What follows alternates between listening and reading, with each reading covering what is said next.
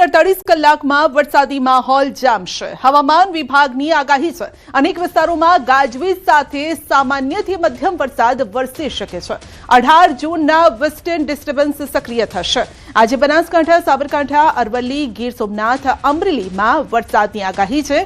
ભાવનગર, ભરૂચ, સુરત, તાપી, ડાંગ, નવસારી, વલસાડ, દમણ, દાદરા નગર હવેલીમાં વરસાદની આગાહી કરાઈ છે।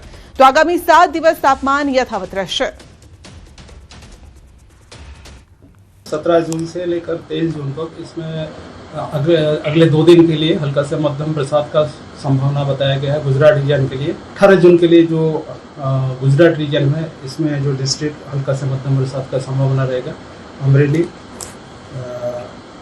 माहीसागर, अरावली, माहीसागर और दाहोद के लिए बोला गया है। बाकी जो दिन हैं इसमें मौसम आमतौर पर शुष्क जाने का पूर्वानुमान दिया गया है। और 18 जून को एक वेस्टर्न डिस्टर्बेंस उत्तर पश्चिम भारत को इम्पैक्ट करने का संभावना है। तो ચોમાસાના આગમનને લઈને ચિંતાજનક સ્થિતિ હજુ પણ છે। ખેડૂતોની મુશ્કેલી વધારી રહ્યો છે એક દિવસ। સતત 10મા દિવસે પણ અરબ સાગરની શાખા સ્થિર છે। 10 દિવસથી 250 કિલોમીટર દૂર સ્થિર થયું છે ચોમાસું અને હજુ પણ મુંબઈ નથી પહોંચ્યું ચોમાસું। તો ગુજરાતમાં વરસાદની ઘટ 80% પાર અત્યાર સુધીમાં થતો હોય તેનાથી 80% ઓછો વરસાદ। સૌરાષ્ટ્ર કચ્છમાં વરસાદની ઘટ 91% અને ગુજરાત રીઝનમાં પણ વરસાદની ઘટ 75%। તો સમગ્ર દેશમાં વરસાદની ઘટ 35%। 1 જૂનથી અત્યાર સુધીમાં સરેરાશ જે વરસાદ જોઈએ તેવો નથી થયો, તેનાથી ઓછો વરસાદ થયો છે અને જે આ ઘટ વર્તાઈ રહી છે।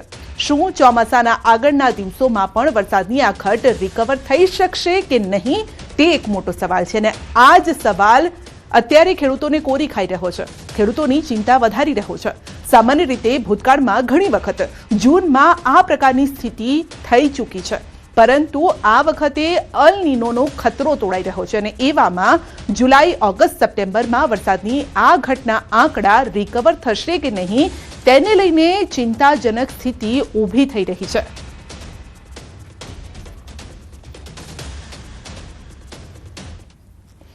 તો સવાલ હવે એ જ છે, કારણ કે વરસાદ અત્યાર સુધી આવી જવો જોઈએ પરંતુ કેમ નથી આવ્યો, હજુ પણ સ્થિર થઈ ચૂક્યો છે। કારણ કે કેરળમાં તો 3-4 દિવસ બાદથી એટલે સામાન્ય રીતે 1 તારીખ 1 જૂનથી કેરળમાં ચોમાસું બેસતું હોય છે, પરંતુ આ વખતે 5 જૂનની આસપાસ એટલે 3-4 દિવસ મોડો આવ્યો, પરંતુ શરૂઆત એક સારી રહી। ત્યારબાદ કર્ણાટક પહોંચ્યું, ગોવા પહોંચ્યું, પરંતુ ગુજરાત પહોંચતા હજુ પણ વાર લાગી રહી છે। મહારાષ્ટ્રમાં આવીને આ ચોમાસું સ્થિર થઈ ગયું છે। 15 જૂનની આસપાસ જોઈ શકો છો ચોમાસું પહોંચી જવું જોઈએ, પરંતુ હજી સુધી આ ચોમાસું નથી પહોંચ્યું અને આ વખતે તો અલ નીનોનો ખતરો તોડાઈ રહ્યો છે ને જેના કારણે જ આ ચિંતા વધેલી છે।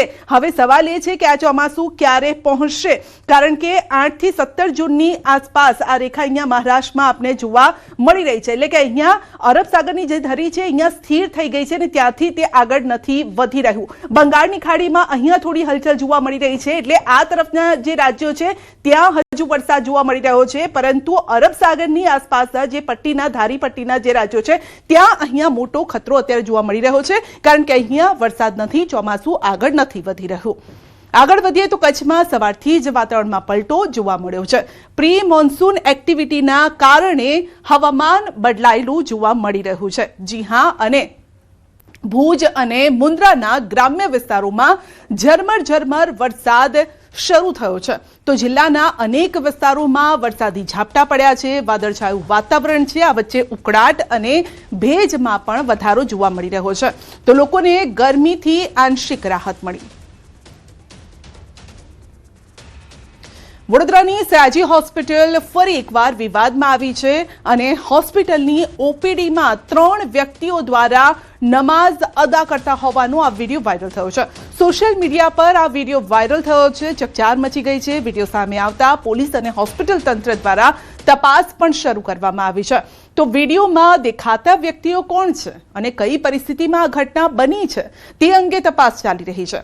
પોલીસે હોસ્પિટલના અધિકારીઓ સાથે ચર્ચા કરી સીસીટીવી કેમેરાના મોનિટરિંગ સહિતની સુરક્ષા વ્યવસ્થા વધુ સઘન બનાવવા માટે સૂચના આપી છે।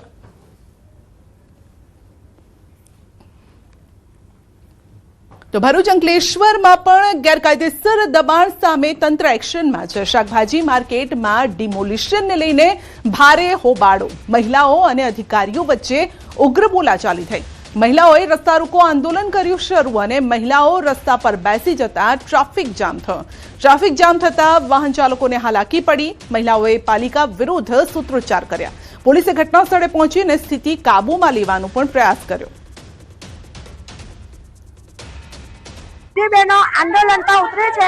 આજે વિધવા બહેનનો હક છીનવી લેવામાં આવે જ્યારે નગરપાલિકા અમને જો નિરાકરણ નહીં આપશે, નગરપાલિકા જો અમને સાત પ્રકાર નહીં આપશે, નગરપાલિકા જો અમારી જગ્યાએ અમને બેસવા દેવામાં આવશે નહીં તો આના માટે અમે આનાથી ઉગ્ર આંદોલન કરવા તૈયાર છીએ। ટ્રાફિકની સમસ્યા હતી, વર્ષો જૂની ટ્રાફિકની સમસ્યા હતી। એ ટ્રાફિકને એ કરીને અમે લોકોએ આ બધા જે ટોપલા ગામડેથી જે બધા ટોપલા લઈને વેચવા આવતા હતા શાકભાજી, એમના માટે હંગામી ધોરણે અમે બાજુની એક જગ્યા એમને ખુલ્લી કરી આપી છે અને અહીંયા વ્યવસ્થિત અમે એમને લેવલિંગ કરીને આ બધી બહેનો અહીંયાથી શાકભાજીનો વ્યવસાય કરે અને રોજીરોટી કમાઈ રહે એ માટે અમે આયોજન કર્યું છે।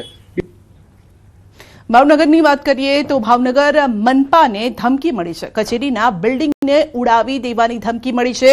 મનપાના મેલ પર ધમકી ભર્યો આવ્યો છે। આ ઈમેલ આવ્યો છે ધમકી ભર્યો અને બપોરે બિલ્ડિંગ ઉડાવી દેવાનો મેલ મળ્યો હતો। મેલમાં આ પ્રકારનો ઉલ્લેખ છે કે બપોરના સમયે આ પ્રકારની કોઈ ઘટનાને અંજામ અપાઈ શકે છે। તો મેલમાં જે પ્રકારે ધમકી મળી હતી, ધમકીના પગલે કચેરીમાં દોડધામ મચી ગઈ। મહાનગરપાલિકાને તાત્કાલિક ખાલી કરવામાં આવી।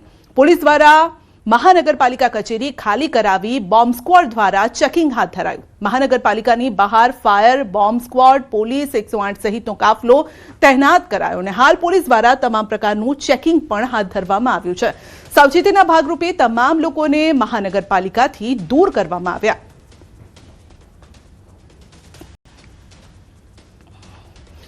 જૂનાગઢના માંગરોળમાં બે જૂથ વચ્ચે બબાલ થઈ। જમાત ખાને હિસાબની મીટિંગમાં મારામારી થઈ તો સમાજના પૈસાના હિસાબ બાબતે આખો વિવાદ થયો હતો। આગેવાનોએ હિસાબનો ખાર રાખીને હુમલો કર્યો। 7થી વધુ લોકો સામે પોલીસ ફરિયાદ અને સમગ્ર મામલે પોલીસે ફરિયાદના આધારે તપાસ પણ શરૂ કરી। તો આગેવાનોએ હિસાબનો ખાર રાખી અને હુમલો કર્યો હતો, જેના દ્રશ્યો પણ સામે આવ્યા છે। મારામારીની આ ઘટના, 7થી વધુ લોકો સામે ફરિયાદ। અમદાવાદ સિવિલ હોસ્પિટલમાં મહિલા સિક્યુરિટી ગાર્ડ પર જીવલેણ હુમલાની ઘટના બની છે। હોસ્પિટલના રૂમ સેક્ટર વિસ્તારમાં દર્દીના પરિવારજનો સાથે પાર્કિંગ મુદ્દે થયેલા વિવાદ બાદ ગાર્ડ પર હુમલો કરવામાં આવ્યો અને જેમાં મહિલા ગાર્ડને માથામાં ગંભીર ઇજા પહોંચી। ઘટનાના પગલે હોસ્પિટલના દર્દીઓ અને સ્ટાફની સુરક્ષા અંગે ચિંતા વધી છે। સમગ્ર મામલે પોલીસ ફરિયાદ નોંધાતા તપાસ શરૂ કરવામાં આવી। હોસ્પિટલ તંત્ર દ્વારા સુરક્ષા વ્યવસ્થા વધુ કડક બનાવવાના પ્રયાસો હાથ ધરાયા છે। હોસ્પિટલમાં પ્રવેશ માટે આઈ કાર્ડ અને પાસ ફરજિયાત હોવાના નિયમોનું પાલન કરવા તેમજ સિક્યુરિટી સ્ટાફને સહકાર આપવા તંત્ર દ્વારા અપીલ કરવામાં આવી છે। પેશન્ટના રિલેટિવ્સને જ્યારે કોઈ ગાર્ડ રોકી રહ્યો છે કે તમે 3 જણા છો, તમારી વ્હીકલ અહીંયા પાર્ક નહીં કરી શકાય, તમે પાર્કિંગમાં વ્યવસ્થિત પાર્ક કરો। કોઈ પણ વ્યક્તિ આવીને પછી એ ગાર્ડ ઉપર હુમલો કરે એ પણ એક વસ્તુ યોગ્ય નથી। સિક્યુરિટી માણસ જ્યારે તમને રોકી રહ્યો છે તો તમારે એને કોઓપરેટ કરવું જોઈએ જેથી। વડોદરાના સયાજીગંજમાં તેલના ડબ્બાની ચોરીનો મામલો છે ને દર્શનમ ટ્રેડ સેન્ટર 3માં આવેલી તેલની દુકાનમાંથી ચોરીની ઘટના ઘટી છે। સીસીટીવીમાં આ કેદ થઈ છે આખી ઘટના। પોલીસે સીસીટીવી ફૂટેજ અને બાતમીના આધારે 2 આરોપી ઓમવીર અને રાજ ઉર્ફે રાજકુમારની ધરપકડ કરી। પોલીસે ચોરી કરાયેલા તેલના ડબ્બા તેમજ ગુનામાં ઉપયોગમાં લેવાયેલ બાઇક પણ જપ્ત કરી છે। પોલીસ તપાસમાં ખુલાસો થયો છે કે બંને આરોપીઓ સામે અગાઉ પણ ચોરી, મારામારી સહિતના અનેક ગુનાઓ નોંધાયેલા છે। હાલ પોલીસે અન્ય ગુનાઓ અંગે વધુ તપાસ પણ હાથ ધરી છે। લવ જેહાદ મામલે બીજી ફરિયાદ। બળાત્કાર, બનાવટી દસ્તાવેજ અને ખંડણીની કલમ ઉમેરાઈ છે। કરીમ સિપાઈ સામે બીજી ફરિયાદ અને હજુ પણ અન્ય ભોગ બનનાર સામે આવી શકે છે। તો કરીમ સિપાઈ સામે ફરિયાદ નોંધાઈ છે અને આ બીજી ફરિયાદ છે।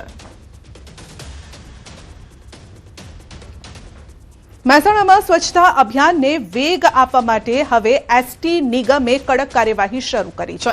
જાહેર સ્થળો અને એસટી બસોમાં ગંદકી ફેલાવતા મુસાફરો સામે દંડની કાર્યવાહી કરવામાં આવશે.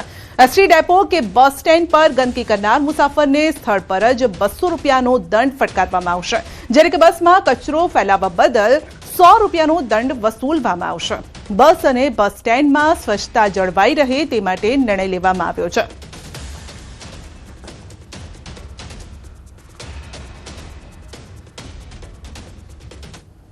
બસની અંદર મુસાફરો દ્વારા જો ગંદકી કરવામાં આવે તો ચાલુ બસે કંડક્ટર પણ 100 રૂપિયા દંડની જોગવાઈ કરી શકે છે અને ડેપોની પ્રિમાઇસની અંદર મુસાફરો જો ગંદકી કરતા માલુમ પડે તો ડેપો મેનેજર અથવા સુપરવાઇઝર દ્વારા 200 રૂપિયા જીએસટી સાથે દંડની જોગવાઈ હાલમાં અમલી છે. દાહોદના દેવગઢ બારિયા તાલુકાના પીપલોદ ગામમાં મેઇન બજાર નજીક આવેલ જૂની રેલવે ફાટક અને જૂના રણધીકપુર રોડ વિસ્તાર આજે પણ સ્થાનિકો માટે જીવલેણ માર્ગ સાબિત થઈ રહ્યો છે. વર્ષોથી લોકો જીવના જોખમે રેલવે ટ્રેક ઓળંગીને અવરજવર કરવા માટે મજબૂર છે અને છતાં પણ જવાબદાર તંત્ર દ્વારા કોઈ પણ કાયમી ઉકેલ લાવવામાં નથી આવ્યો. સ્થાનિકોના જણાવ્યા મુજબ આ માર્ગ પરથી મધ્યસ્થ શાળા, કમલ હાઈસ્કૂલ અને તેજસ વિદ્યાલયના આશરે 2000 વિદ્યાર્થીઓ દરરોજ પસાર થાય છે. ઉપરાંત દેવગઢ બારિયા ખાતે ઉચ્ચ અભ્યાસ માટે જતા અંદાજે 800 વિદ્યાર્થીઓ પણ આ જ માર્ગનો ઉપયોગ કરે છે.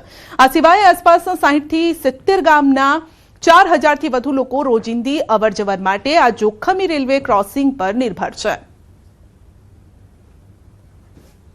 સ્થાનિકોનું કહેવું છે કે છેલ્લા 20 વર્ષથી ફૂટ ઓવર બ્રિજની માંગ કરવામાં આવી રહી છે. અનેક વખત ખાતમુહૂર્ત થયા, જાહેરાત કરવામાં આવી, પરંતુ આ તમામ દાવાઓ વાયદા પોકળ સાબિત થઈ રહ્યા છે.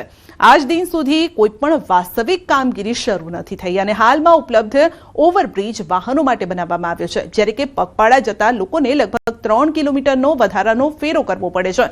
પરિણામે મોટાભાગના લોકો સીધા રેલવે ટ્રેક પરથી પસાર થવાનું પસંદ કરે છે. તંત્રની નિષ્ક્રિયતા સામે લોકોમાં ભારોભાર રોષ છે. કોઈ મોટી દુર્ઘટના સર્જાય તે પહેલા તંત્ર જાગે અને તાત્કાલિક ધોરણે ફૂટ ઓવરબ્રિજ બનાવવામાં આવે તેવી સ્થાનિકોની માંગ છે. તો જીવના જોખમે લોકો આ રીતે રસ્તો પસાર કરી રહ્યા છે. રેલવે ટ્રેક પરથી બાળકો અભ્યાસ માટે જઈ રહ્યા છે. માની લો કોઈ મોટી દુર્ઘટના ઘટે તો જવાબદાર કોણ?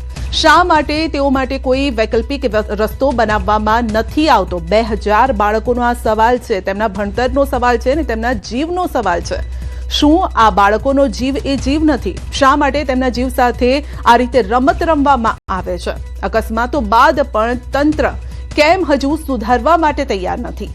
પગપાળા લોકો માટે કેમ કોઈ વૈકલ્પિક વ્યવસ્થા નથી કરવામાં આવતી? વાહનો માટે વ્યવસ્થા છે, પરંતુ આ જે નાના બાળકો છે તેમના જીવની જાણે કે કોઈને પરવા ન હોય તેમ લાગી રહ્યું છે.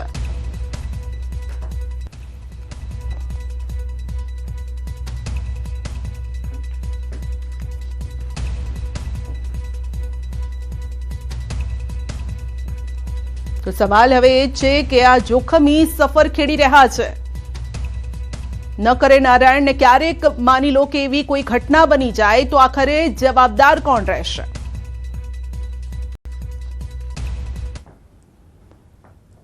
કેમ કે બાળકો નીકળે છે, ખૂબ માત્રામાં બાળકો નીકળે. આજુબાજુ ગામડા બધા 50-100 ગામડા લાગે છે. એક જ રસ્તો છે મુખ્ય, આ ગામમાં આવવા માટે એક જ રસ્તો છે ને પેલી બાજુ ફરવા જાય તો લગભગ 4 કિલોમીટર થઈ જાય પીપલોદ ગામમાં આવવું હોય તો. કયા ધોરણમાં ભણે છે? 12માં. તો રોજ આવી રીતના નીકળવા પડે છે? હવે અમારે એમ કેવું છે કે અહીંથી પબ્લિક બહુ નીકળે છે, સ્કૂલ વાળા છોકરાઓને તકલીફ થાય, લેડીઝોને કોઈ ગયડાઓને તકલીફ થાય, એટલે અમે 24 કલાક અહીં ધંધો કરીએ એટલે અમે જોઈએ છીએ, પણ એટલી પ્રાર્થના કરીએ છીએ કે વહેલે છે તે બનાવી દે તો બહુ સારું. સ્કૂલ બનવા જોઈએ. આ માણસને બહુ પડે છે.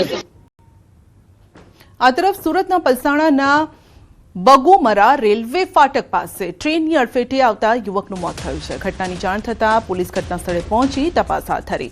પોલીસે મૃતદેહને પીએમ માટે ખસેડી આગળની કાર્યવાહી હાથ ધરી છે. મૃતક રાજસ્થાનના ભીલવાડા જિલ્લાનો રહેવાસી હતો.